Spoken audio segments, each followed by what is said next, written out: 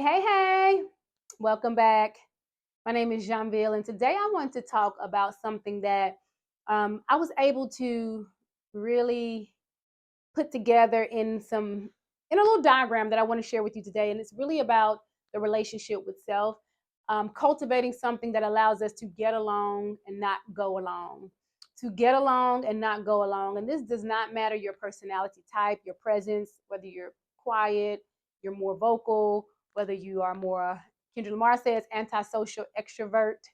That definitely is me. Like, antisocial extrovert. I understand how I recharge, but I also understand that I do enjoy the presence of people, especially in the space of building, growing in this social environment, just depending. But no matter how you prefer to live socially, God created us all to have relationships. And today I want to talk about how to get along versus going along. I think this is so important in a society where everything's like, love, comment. Great. But in spaces where we're off social media, we're in the presence of other people, how do we get along with ourselves? And we don't feel awkward. We don't feel like we're silencing ourselves. We don't feel like we're talking too much. We don't feel like we're being aggressive. As women, especially when we are in spaces, in a space, oftentimes I believe people mute themselves, quiet themselves, make themselves passive when you don't have to be. Just finding I feel like confidence in your voice, confidence in your values and beliefs. And it does take practice for me. I'm here sharing with you from a personal development space, a journey that I've been on for a while. And I'm in a space now to share with you and to empower you to understand that you have a voice and you have choices and you are a gift to be unwrapped every day in the presence of other people. Do not water yourself down, honey, to fit in someone else's cup.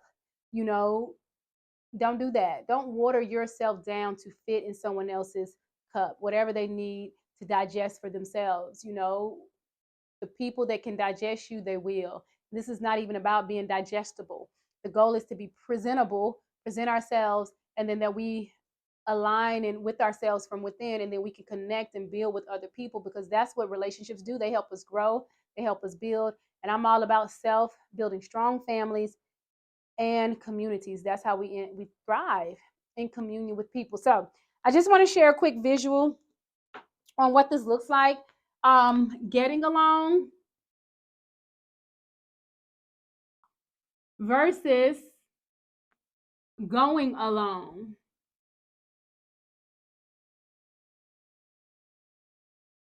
Getting along versus going along. Again, conformity, I believe, happens here. Going along, unity happens here. Again, no matter the relationship dynamic, I believe from childhood, we talk a lot about family on through our platform, because family is where God places us. That's what we're born into. We have no choice over that. We didn't ask to be here, but we're here, and we are created, never duplicated. We're here for a purpose. You have a secret sauce to give this world. There's a you inside of you that is for you to bring out in the presence of other people. That's the thing. When you're at home alone, people like, I be doing all this stuff. I'm dancing in the mirror. I'm singing in the shower. Well, honey, if it's some karaoke in the middle of the street and your favorite song, come on, grab that mic and get on there and sing to the birds and the bees and everybody else. And I say that because that's probably something I would do. But whatever it is, in the presence of other people, be your sweet self, be your quiet self, but most importantly, be your expressive self. And expressive is not loud, neither is it quiet, but it's you. It's standing true to your values and principles. And I want to talk about how it kind of looks when we don't do that. So, getting along with people, I believe, is focusing on building. So let's do it kind of like here. We're going to do like a little trickle down effect. This is focused on building the relationships. This is all about relationships. If we can do it like, we can do something here. Relationships. We can do something like this, because that's the goal. This is all about relationships. Over here, go along, that's not a relationship. I don't even know the word for that. Relationships is what God gives us. Going along is relate. There's no relating there. Confusion, conformity, conflict, division within. It may look good on the outside, but honey, it's tore up on the inside. That's what going along does for us as individuals and as a people. We cannot be our individual. We need to be individuals in a diverse society. That's what moves things forward. That's how visions come to life. That's how brands come to life. That's how businesses come to life. That's how communities thrive. So, right here, relationships, getting along, we're focusing on building. Right here, when we're going along with something, let's use another color. conforming and confirming. Oop, I'm out there. Let's go here. Right here, this looks like conforming. So you're focusing on building on this side. Over here, you're trying to conform. When you're at work, are you conforming or building? Building looks like adding a little piece there, honey. My grandfather was a bricklayer. In order to build, you have to add a brick, another brick, solid rock in which we can stand. Now everything kind of some, siding, but under there, there's still a solid foundation. But how do you add value in the places that you're in? You can only build by adding. You cannot build by taking away. This right here leads to nothing. Stagnation, elimination, frustration, indoctrination, going along, conforming. We don't want to do that, okay? Building, add. How are you adding to the relationships in your life? Whatever that is, add your secret sauce. Again, this is not something that looks grandiose. It looks like your identity, your own personal style, your own personal voice, okay? Also, in getting along, what happens in this space is collaboration and teamwork.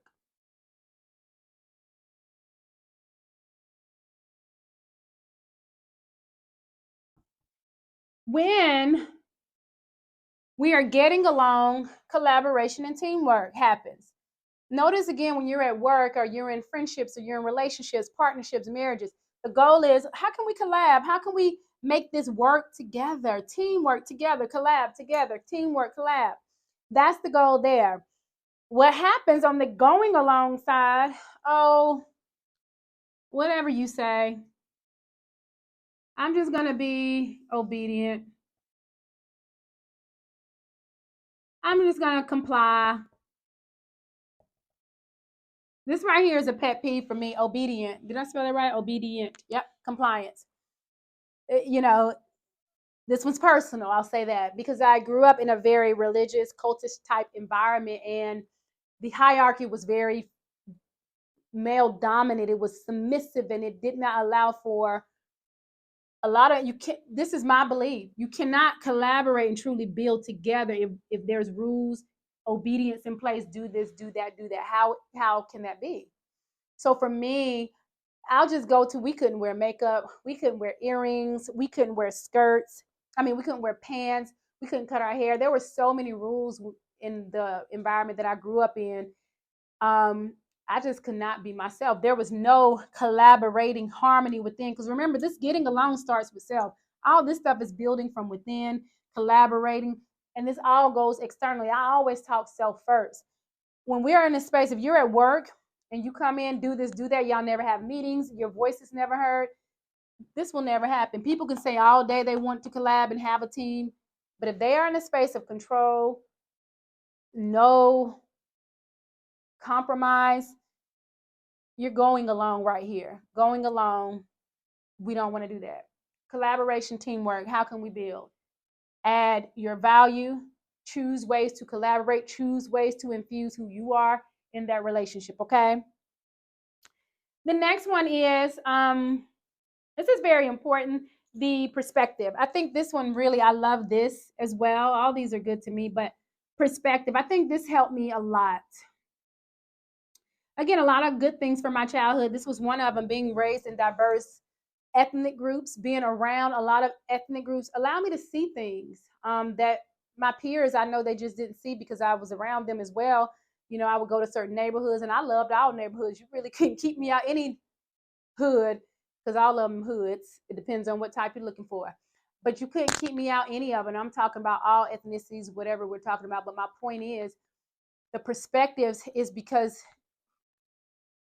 based on where we are, our mindset is cultivated from those environments. And I believe it is so important to go around people that don't look like you, that don't act like you, that don't talk like you, not so that you can become them, but to gain insight. Because if we're around only people that do think and act like we do think and act, how do we grow? Because again, I believe relationships is all about growth. I have lots of close friends outside of my own ethnic group. Again, I do believe it was because my parents raised me around other ethnicities in the organization I was speaking about. Honestly, truth is, it was 90% outside of my race after we moved to the South. Where I was born and raised, it was predominantly Black. And then we moved, it was predominantly white. And I didn't feel like I fit in for many years, but it still gave me a lot of perspective in other cultures. Another major experience in my life is I was a nanny throughout college, and two of the kids that I nanny were in my wedding. I was very close to their family, but one big thing I never forget, when their daughter was born, they said, "Can you?" They were going overseas somewhere. We're going out of the States, and they were older parents. They waited and had kids, similar to like, I was like, I want to do that, and I was inspired by it, and I really did. I mean, I kind of modeled because they was doing something I had never seen really in my community. I waited to have kids, travel a lot before kids, and when I had kids, I was like, I'm not going to stop traveling. I'm not going to stop being a woman and who I am, because she didn't. Jeannie didn't. That was her name. She didn't stop. And I was inspired by their journey. So perspectives are good. It doesn't mean we act like anyone. We stay true to ourselves, but we understand that there's more to our environment. Just like they come to our environment and our culture and get things, we mix and mingle from a place of, ooh, let me see what y'all doing. How can we learn? I've learned some communication styles, some conversations from other groups because they work. Just like some of the things we do work. It's all about perspective, okay? When we don't gain perspective, I feel like we sacrifice. We end up sacrificing right here, sacrificing our own values and beliefs. So when we don't look at perspectives, we end up sacrificing. And I should put that here, that sacrificing values and beliefs, our own. We don't know what we value, we don't believe, because I believe being open to other perspectives, it allows us to establish values and beliefs. Again, if we're not questioning things that are within us, we're just accepting beliefs that are already within us, and we say, oh, this is correct, versus opening up to different perspectives so that we can actually have new values and beliefs. And when we just go along with the flow, we sacrifice who we are. We sacrifice the beliefs and values that are within us. Okay? So be open to perspectives and gain new values and beliefs, and also share yours. All right. And the last thing here, or two more things. I think getting along requires empathy. This is so important. Understanding other people, and most important, even yourself, like having empathy, having compassion. That's how we build relationships, to see and understand people's backgrounds. This was huge for me in family nurturing and really understanding my family dynamics. And I talk to women about this. This is so important. Like, understand that inner child work, essential. To me, that is the foundation for adulthood. And I wish I had started early. I would say start as early as you can. It's challenging because oftentimes the younger you are, your parents are still highly involved in your life and their voice is often in your life. But this is a piece I see so it's overlooked and is not talked about enough. But what it leads to is empathy, because to understand someone, it leads you to empathy. Versus when you don't understand and you're just living and you don't question, you don't start doing the work on yourself and thinking about things, you're really living from a surface level. Empathy comes from a deeper level. So empathy is really good for building relationships. And then on the other side of empathy, resentment. So we end up, I truly believe this, if we don't do the work, resentment, we end up resenting. If we don't find the empathy for our parents, I say, really, I believe that's where it is. Yourself as well. Oftentimes, we don't like ourselves, we hate ourselves. That comes from something in our childhood. We don't do the work on ourselves, we're going to end up resenting the people in our life. And we're just going along with the flow. Resentment leads to a lot of things, illnesses and disease. It most definitely does. Forgiveness, all of this going along. And how is that going along? Because you're not challenging anything. These things require challenges. This requires thinking. This requires effort. This requires, sitting with self, presence with self, using the nervous system. This requires all of that. So going along will lead to resentment, all right? And the very last thing is we want healthy relationships. We're going to start, we build it. The goal is to, honey, end here with healthy. Not even ending, but we want healthy. These are all, we had to do it to be arrow, arrow. They go together. Building, collaboration, teamwork, perspective, empathy, healthy. The goal is healthy relationships. A lot of us have relationships, but are they healthy? I'm talking about all, not just intimate, but family relationships, friendships. You'd be surprised how many young women talk about friendships, and I get it, but end it. If the relationship, especially friendships, choices, I'm not. It's one area. I'm not having a bad friendship. It doesn't make sense. These are family. God gave us that. That's a little challenge, emotionally involved. Marriage, you finally got it. If it's bad and you can't work through it, get out of it. But friendships, I don't understand when people say they have bad friendships. That's easy cut off for me. We don't, it's not working. It's not a mean space. It's a true space. Friendships are just what they are. They should be moving forward at all times, support whatever it is you need. So friendships to me should always be healthy at every stage. And healthy doesn't mean you don't have challenges. It just means a state. Okay. And then the last thing on the going, this is lack of authenticity, honey. And we want to be self. What ends up happening.